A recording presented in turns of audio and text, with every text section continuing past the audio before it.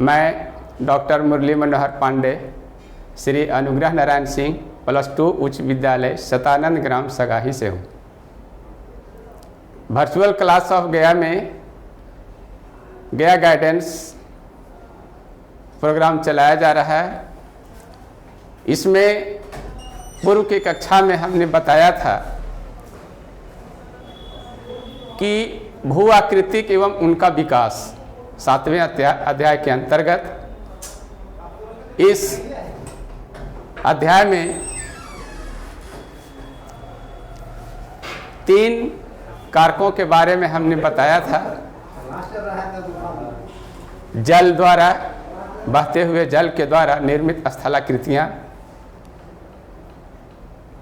Karst topography भू आकृतिक स्थलाकृतियाँ और हिम के द्वारा निर्मित, इन तीनों से निर्मित स्थलाकृतियों के बारे में पूर्व में हमने चर्चा की थी।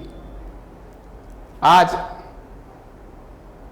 इस अध्याय के अंतिम पड़ाव में हम हैं और इस अंतिम पड़ाव में आज सागरीय तरंगों के द्वारा और पवन के द्वारा, इन दोनों से निर्मित स्थलाकृतियाँ अपर्दन के द्वारा भी बनती है और निक्षेपण के द्वारा भी बनती है।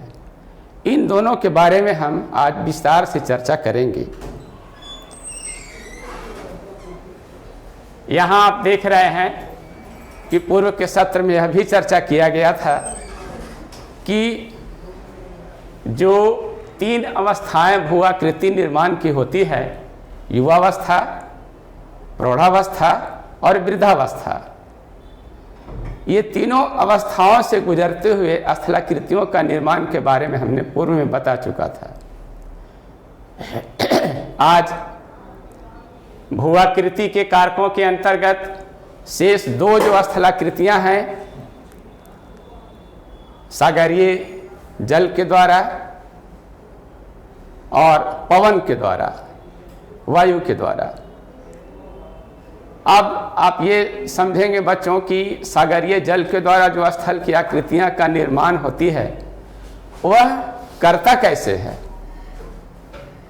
यह जरूरी है कि जल में गति होना अति आवश्यक है, जो तरंगों के माध्यम से और लहरों के माध्यम से और सुनामी, ये 3 सागर के जो प्राकृतिक आपदाएं हैं, प्राकृतिक कारक हैं मिले हुए, इनके द्वारा ही अपने तट के किनारों को काटती है और तरह तरह के स्थलाकृतियों का निर्माण करती है। इसमें यहाँ चित्र में आप देख रहे हैं, जिन 2 चीज़ों के बारे में हम बताने जा रहे हैं, सागर, सागरीय तट और पवन, यह राजस्थान के मरुभूमि की रेत की आंधी है। पूर्व में हमने इसलिए दिखाया है कि आपको इससे समझ में आ जाए कि यही दोनों स्थलाकृतियाँ जो हैं बनाने वाले कारक हैं। सागरीय जल में तरंगें जो उठती है, लहरें जो आती है, उनसे अपने तट के किनारों का कटाव करती है। इस तरह से हम आगे बढ़ेंगे। अब देखते हैं अपर्दन के कारक और निर्मित स्थलाकृतियाँ, पवन और सागर। यहाँ पर थोड़ा सा हम संक्षेप में विशेष रूप से जान लें कि सागरीय जल के द्वारा अपर्दन से बनने वाली स्थलाकृतियाँ और निक्षेपण से बनने वाली स्थलाकृतियाँ कौन कौन सी हैं, उसके बाद हम विस्तार से चर्चा करेंगे। तटीय भृगु, लघु निवेशिका, कंदरा, वात छिद्र, स्तंभ या स्टैक, तरंग हर्षित वेदिका, यह है अपर्दन के द्वारा निर्मित स्थलाकृति। उसके बाद निक्षेपण से जो बनते हैं सागरीय जल के द्वारा, पुलिन, कस्पुलिन, रोधिका एवं अपतट रोधिका, स्पीट, हुक, लूप एवं लूप रोधिका, संयोजन रोधिका, टोम्बोलो, लैगून और खाड़ी, ये हो गए सागर से अपर्दन और निक्षेपण के द्वारा निर्मित स्थलाकृतियाँ। अब आते हैं वायु के द्वारा। वायु के द्वारा जो अपर्दन से निर्मित स्थलाकृति है वह है वातगर्त, छत्रक शिला, भूस्तंभ, ज्यूजेन, यारडंग, पवन गवाक्ष और इंसेलबर्ग। निक्षेपण से बनने वाली कुछ स्थलाकृतियाँ भी हैं, बालुका स्तूप, बरखान, उर्मिकाएँ और लोएस। सबसे पहले हम चलते हैं सागर की ओर। हमने सबसे पहले कहा था समुद्री भृगु जो लहरों की कटाव से, इसमें आप देख रहे होंगे कि लहरों के कटाव के कारण खांचे बने हुए हैं छोटे छोटे। यही खांच जो है सागर के तट के किनारे स्थलों को सागरीय तरंगों के कटाव से यह खांच बन गया है। इसे ही समुद्री भृगु लहरों के कटाव से निर्मित स्थलाकृतियां हम कहते हैं। अपने तट के किनारे चट्टानों को काटने में सक्षम तब होती है जब सागरीय तरंगें अपने तट के किनारों को लहरों के माध्यम से काटती है। धाराएं नहीं होती है, लेकिन यह बिल्कुल खड़ा स्थल का यह भाग जो है बिल्कुल खड़ा आप देख रहे हैं और इसमें छोटे छोटे खांचे बने हुए हैं। इसे भृगु या क्लिफ कहते हैं। उसके बाद लघु निवेशिका। लघु निवेशिका सागर के किनारे तटीय क्षेत्रों में मुलायम चट्टानें क्रमशः स्थित रहती है और कड़ी चट्टानें भी रहती है, लेकिन सागरीय लहरों के द्वारा मुलायम चट्टानें कटती जाती है और कठोर चट्टानें स्थित रहती है और एक अंडाकार आकृति में चट्टानें आपस में तरंगों से घिसती है और आपस में कुछ चट्टानें टकराती भी है। उससे आकार में उनका परिवर्तन हो जाता है और अंडाकार आकृति में तटों के किनारे फैले हुए बहुत सारे चट्टानें देखने को मिलती है।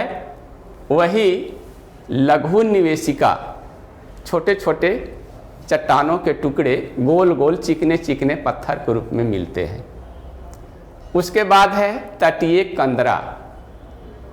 सागर के किनारे पहाड़ी क्षेत्रों में तरंगों के चोट के कारण, लहरों के बार बार आने जाने के कारण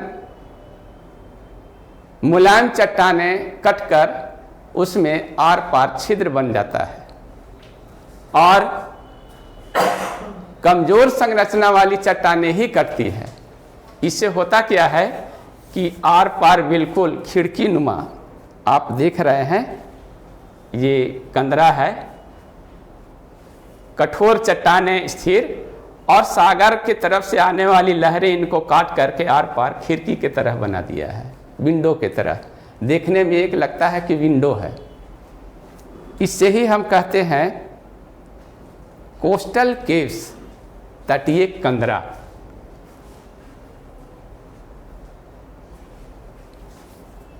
उसके बाद आप देखेंगे मेहराब। मेहराब क्या है? सागर के किनारे कुछ चट्टानें वैसी होती है जो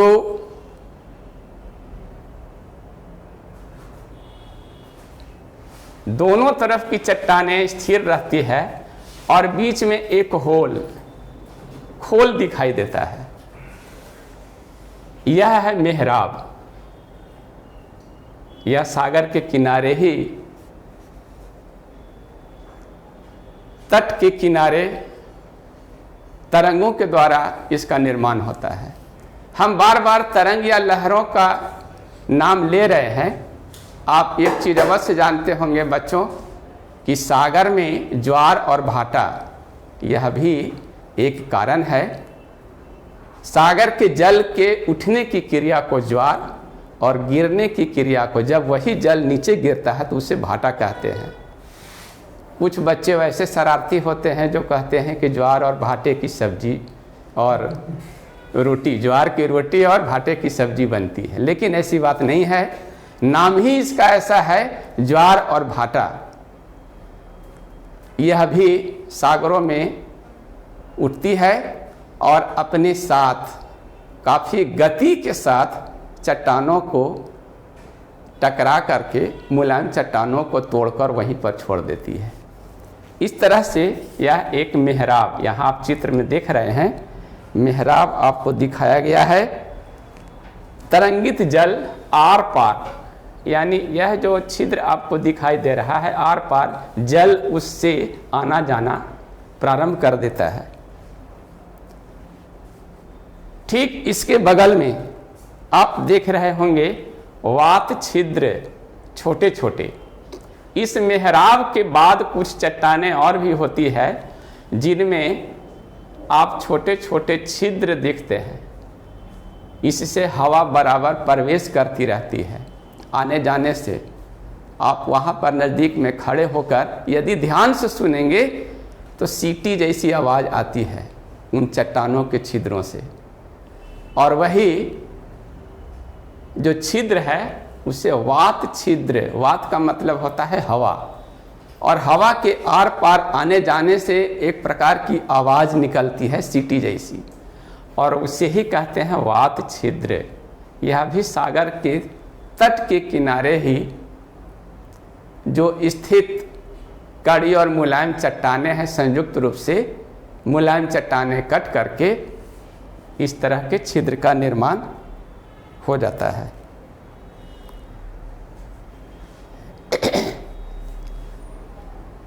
उसके बाद है स्टैक।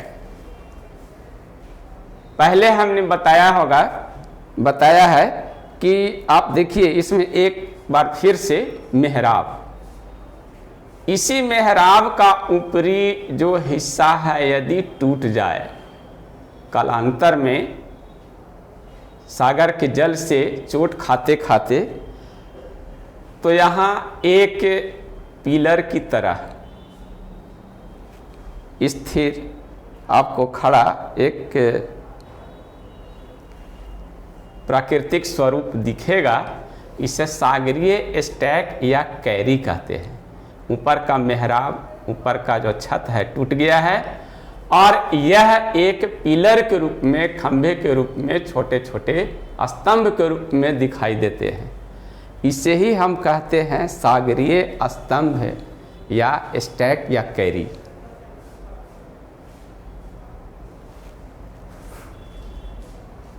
उसके बाद तरंग घर्षित वेदिका, एरो से हमने दिखाया है।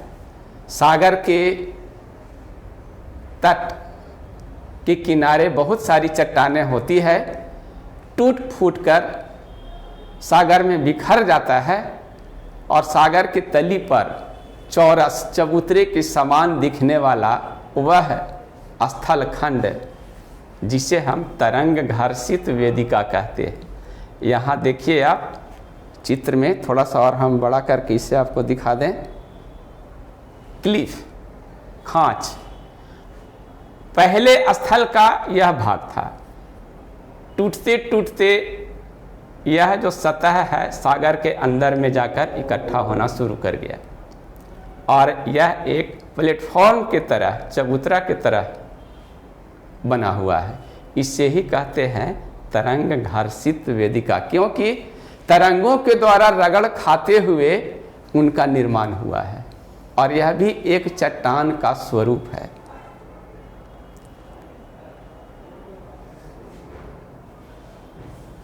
तो हमने देखा कि अपर्दन से यानी काट छांट से, सागरीय अपर्दन के द्वारा जो स्थल की आकृतियों का निर्माण हुआ वह काफ़ी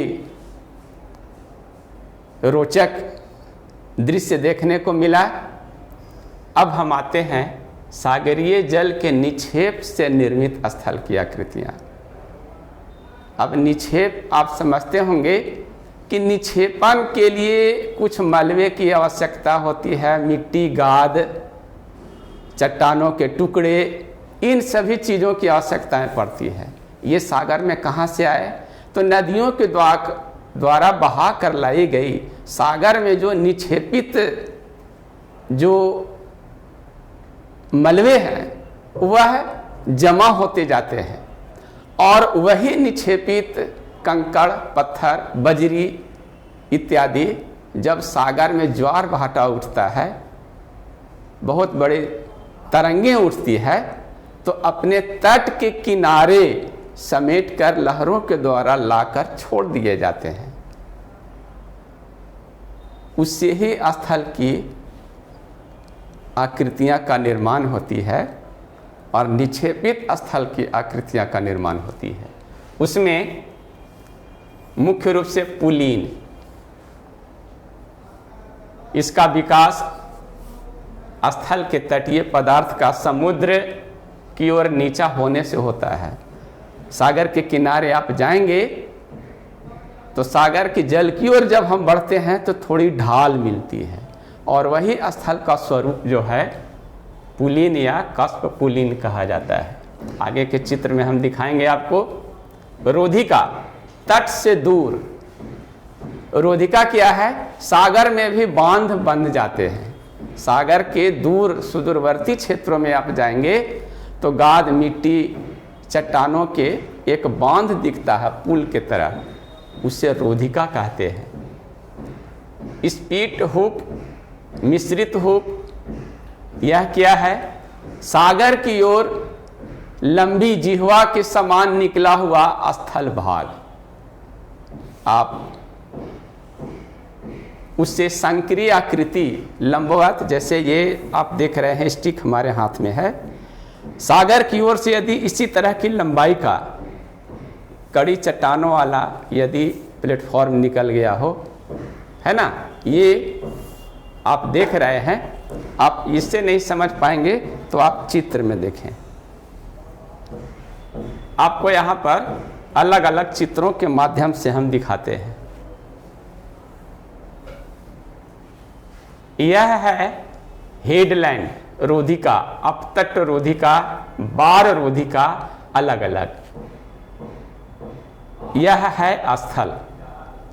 स्थल का भाग सागर की ओर अब देख रहे हैं, छोटा छोटा ये कड़ी चट्टानों वाले निकला हुआ, इसे रोधिका कहते हैं, अपतट रोधिका। ये जो है सो बार है, जिसे हमने अभी बताया सागर के बीच में तट से हटकर। उसके बाद यहाँ आप देखेंगे टोम्बोलो, स्थल और द्वीप, इन दोनों को जोड़ने वाले जो स्थल खंड है, यह स्थल भाग है और यह द्वीप है। इनको जोड़ने वाली जो स्थल के स्वरूप हैं उसे टोम्बोलो कहते हैं। और हुक क्या है? यही रोधिका, जो ये रोधिका आप देख रहे हैं, यदि मुड़कर टेढ़ी हो जाए हुक की तरह, यह स्थल की ओर सटे नहीं, लेकिन यह बिल्कुल टेढ़ी हो जाती है हुक की तरह। और द्वीप को यदि यही हुक चारों ओर से घेर लेता है तो उसे लूप कहते हैं। यह हो गया हुक। और यदि यही हुक द्वीप को चारों तरफ से घेरते हुए जुड़ जाए तो उसे लूप कहते हैं। इस तरह से इसमें सारे जो स्थल के स्वरूप आपने देखा वह निक्षेप के द्वारा इनका निर्माण होता है। अब हम और आगे थोड़ा बढ़ेंगे।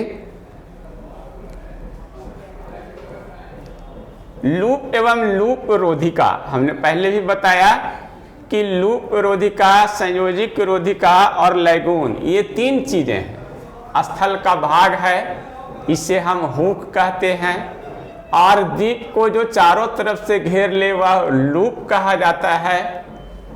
और संयोजिक रोधिका क्या है? जब स्थल के दोनों भाग को जोड़ती हो वह रोधिका, जो स्थल के दोनों भागों को, जैसे रोधिका और एक ऐसे जुड़ जाए, ये दोनों यहाँ जुड़ा हुआ है। आप थोड़ा सा और बड़ा करते हैं, देख लेंगे, दिखाई देगा। देखिए ये जुड़ा हुआ है, इसे कहते हैं संयोजक रोधिका, यानी जोड़ने वाली जो रोधिका होती है। इस तरह से स्थल के भाग और लैगून क्या है? किसी खाड़ी के दोनों ओर निक्षेपित यदि दीवार हो, जो खाड़ी है वह चारों तरफ से घिर जाए। यहाँ दो लैगून हमने दिखाया है, एक यहाँ और एक यहाँ।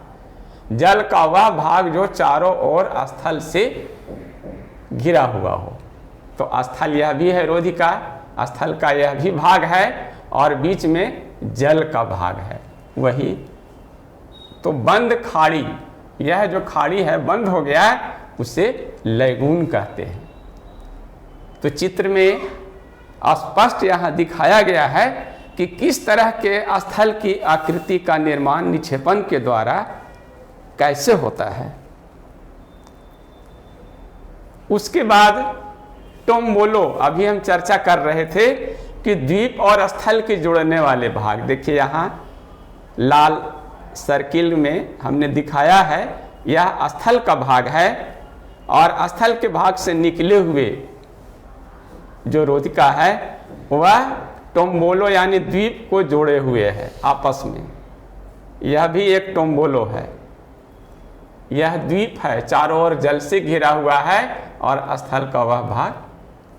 अब आते हैं मुख्य, जो हमारा अभी सागर के किनारे हम लोग कहीं घूमने जाते हैं तो चर्चा होती है कि बीच क्या है। सबसे महत्वपूर्ण निक्षेपित भाग है बीच। सागर के तटीय भागों में तरंगों के द्वारा बालू, बजरी, गोलास में इत्यादि का विकसित बालुकामय मैदान, वही है आपका बीच। जैसे हमने आगे के चित्र में दिखाने का प्रयास किया है, आप देखेंगे जुहू बीच मुंबई का यह जो है जुहू बीच है। उसके बाद आप आइए मरीना बीच चेन्नई का, यह प्राकृतिक छटा देखने को सागर के किनारे ही आपको मिलेगा। उसके बाद है गोवा का, उत्तरी गोवा का है कैंडोलिम बीच। यह देखिए कितना सुंदर बीच है, सागर के किनारे भी इसका निर्माण हुआ है निक्षेपण के द्वारा है और यह निक्षेपित स्थलाकृतियां हैं।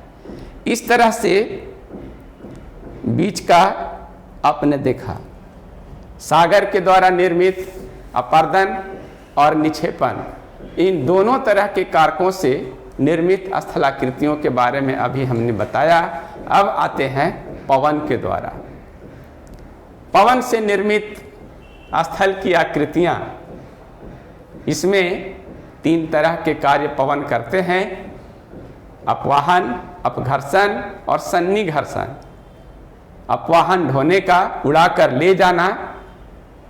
पवन तो हमेशा किसी चीज को उड़ा करके ही ले जाती है और जिस चीज को, जिस वस्तु को उड़ाकर ले जाती है वह आपस में रगड़ खाती है, अपघर्षण। और आपस में जब टकराती है सन्निघर्षण, एक दूसरे से टकराती है, सैलों की काट छाट भी करती है।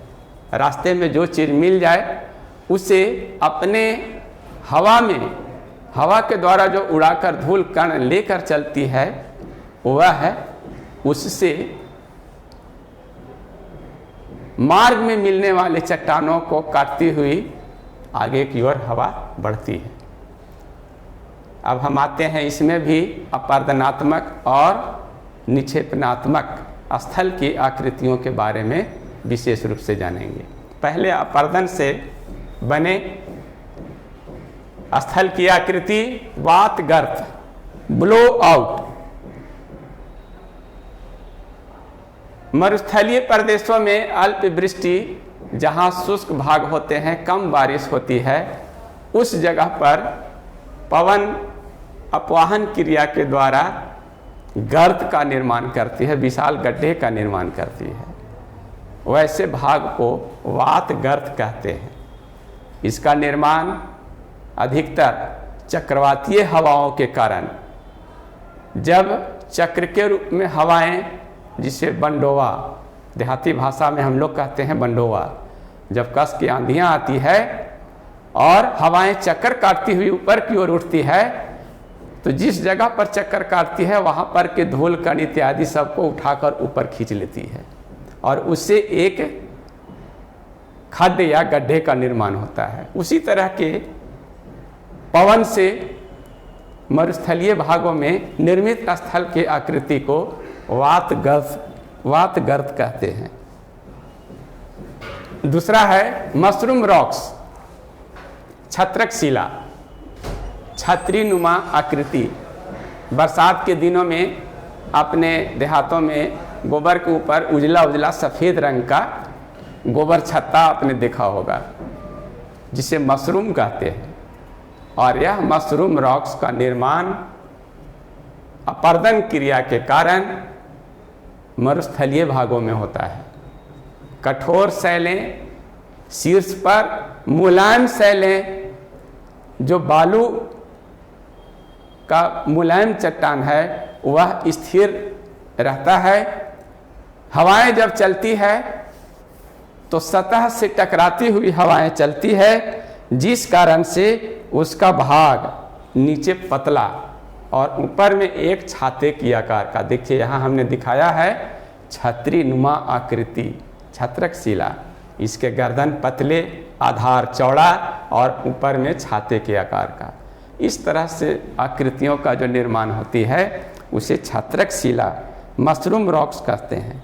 उसके बाद है भूस्तंभ। भूस्तंभ भी डेमोसिल्स, यह एक प्रकार का स्तंभ है जो कठोर शैलों के गोलास में आवरण जो है गोला, यहाँ आप देखें चित्र में, ऊपर में कठोर चट्टानें ऊपर की ओर, मुलायम चट्टानें नीचे,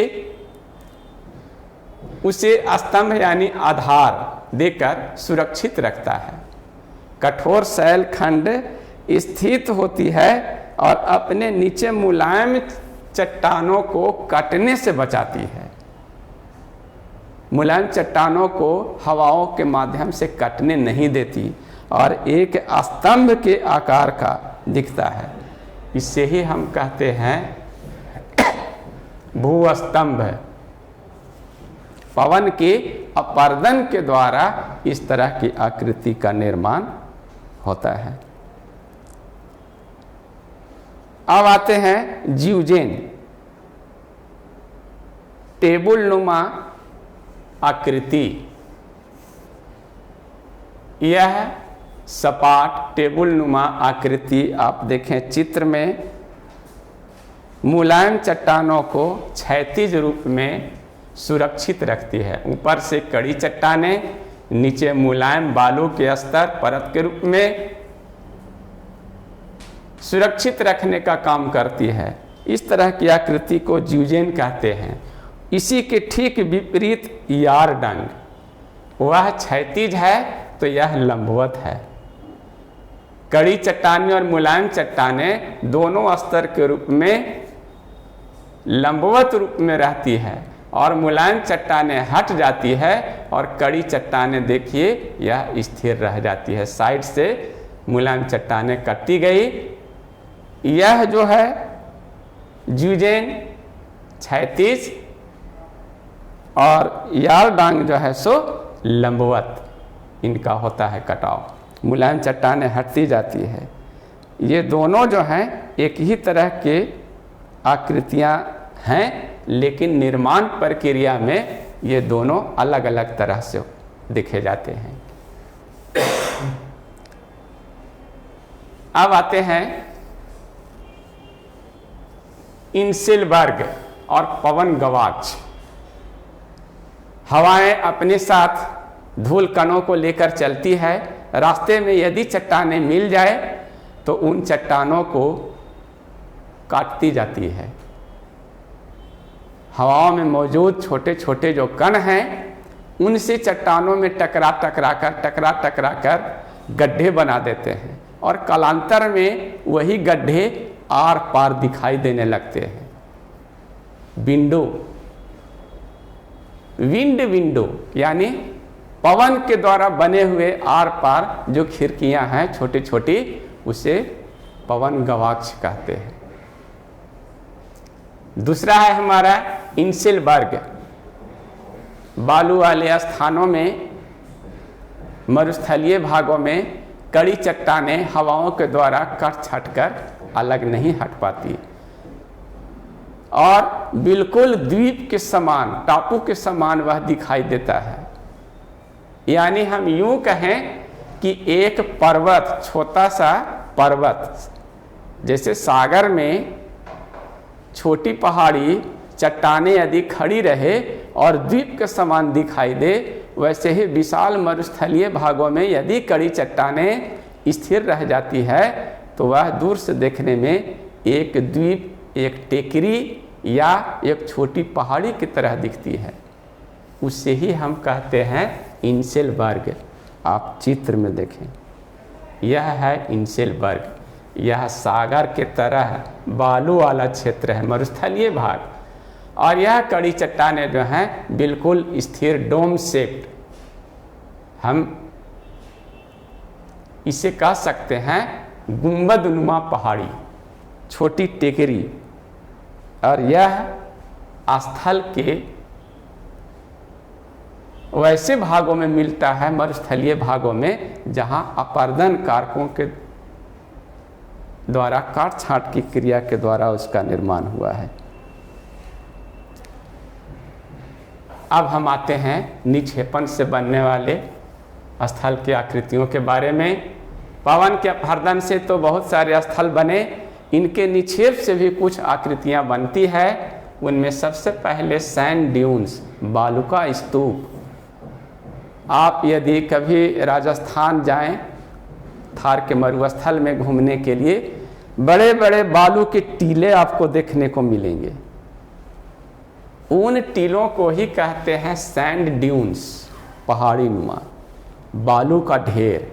और वह लगातार आपको मिलेगा। देखिए इस चित्र में, एक यहाँ ढेर है, यहाँ ढेर है, यहाँ ढेर है। इस तरह से बालू के महीन कणों से निर्मित और हवा इनका निर्माण करती है उड़ा करके, पवन के द्वारा उड़ा कर लाए गए सैल के रेतों के टीले जमे होते हैं, उससे ही बालू का स्तूप कहते हैं। यह हो गया निक्षेपण का पहला। उसके बाद है बरखान। बरखान और बालू का स्तूप में थोड़ा सा का अंतर है। बरखान उसे कहते हैं, हवाएं जिधर से चलती है बालू के कण धीरे धीरे ऊंचा होते जाता है और इसके निर्माण के लिए कहीं प्राकृतिक वनस्पति का होना या भूमि में नमी होना अति आवश्यक है, तभी तो वह बालू का ढेर जमा करेगा। और जिधर से हवाएं चलती है उधर समान ढाल दिखेगा। आप देखें इस चित्र में, यहाँ हवा की दिशाएं हैं, हवाएं चल रही है और यह ढेर समान ढाल, यानी यह इस भाग पर चढ़ें तो आसानी से चढ़ सकते हैं, लेकिन आगे का भाग जिधर हवाएं पार कर जाती है वह अर्धचंद्राकार, दोनों तरफ से बाहें फैलाए हुए। आप आगे के चित्र में देखें, स्पष्ट आपको दिखेगा। यहाँ ढाल है समान बराबर और यह तीव्र ढाल वाला, दोनों बाहें सिंह के रूप में निकले हुए, और इसके गड्ढे में कुछ हरे भरे पेड़ पौधे देखने को मिलते हैं। क्योंकि हवाएं जब चलती है तो यह टीला तो बनता है, लेकिन आगे खड वगैरह मिल गया तो इसके दोनों ओर बाहें आगे ऐसे फैल जाती है, उसे श्रृंग कहते हैं। यह है बरखान। आकृति दोनों का सेम है, लेकिन बरखान की आकृति अर्धचंद्राकार और सैंड ड्यून्स की आकृति बिल्कुल डोम शेप्ड में टीले के समान दिखता है। अब है उर्मिकाएं, ट्रेलिस जिसको बोलते हैं। उर्मिकाएं क्या है? बच्चों, आप कभी शांत तालाब में पत्थर फेंका होगा, पत्थर फेंकने के बाद गोल लहरें दिखाई देती होगी चारों तरफ, जल की लहरें। उसी तरह से मरुस्थलीय भागों में भी लहरें दिखाई देती है, क्योंकि सतह से टकराती हुई हवाएं जब चलती है तो बालू के महीन कण एक लंबे लंबे रेत की लहरें दिखाई देती है, उससे ही उर्मिकाएं हम कहते हैं। आप यहाँ चित्र, नीचे के चित्र में देखेंगे उर्मिकाएं, हवाएं चलती है तो इस तरह के रैखिक लंबवत, ये जो है क्षैतिज रूप में काफ़ी बालू के ढेर आप पतले पतले रेखा के रूप में देखते होंगे। इसी को कहते हैं उर्मिकाएं।